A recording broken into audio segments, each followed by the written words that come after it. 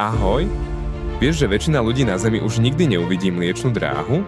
Nie preto, že zmizla, ale preto, že sme ju my sami zhasli. Pouličné lámpy, billboardy, autá, mestá, ktoré nikdy nespia, tma sa stratila. A s ňou aj hviezdy. Dnes sa pozrieme na tichého nepriateľa, ktorý nám kradne vesmír priamo spred očí. Na svetelný smog. A možno zistíš, že tma vôbec nie je niečo, čoho by sme sa mali báť.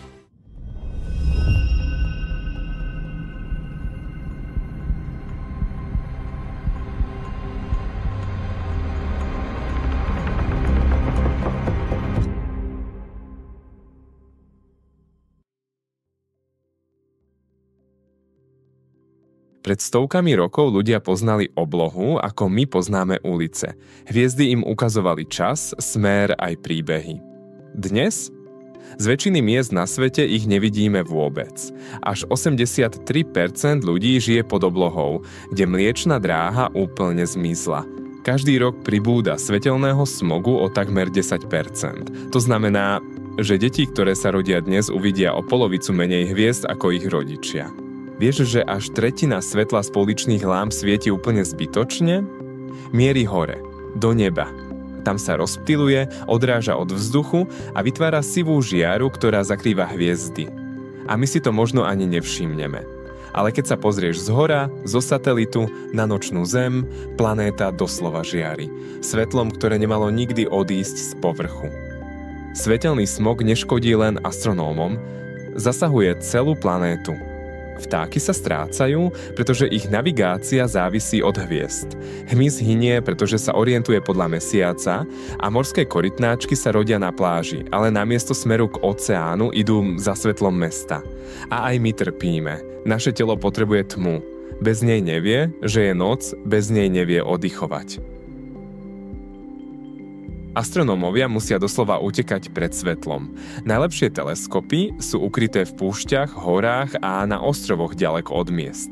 Na Havaji, v Chile, v Španielsku dokonca existujú zákony, ktoré chránia tmu. Nie reklamy, nie lampy, tmu. Pretože bez nej sa nedá skúmať vesmír. Našťastie aj u nás sú miesta, kde sa hviezdy nestratili.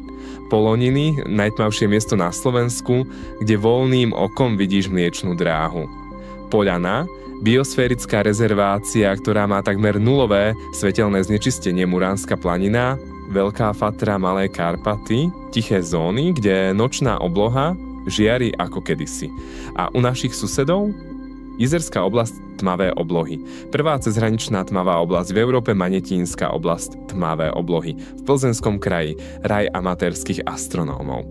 Beskidská oblasť, tmavé oblohy, jedno z mála miest v strednej Európe, kde naozaj uvidíš galaxie voľným okom. Zvykli sme si báť sa tmy, ale tma nie je zlá, je prirodzená.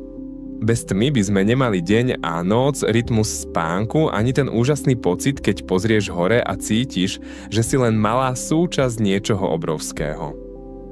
Svetelný smog je neviditeľný nepriateľ, ale každý z nás s ním môže niečo spraviť. Stačí svietiť múdro, zhasnúť, keď to netreba.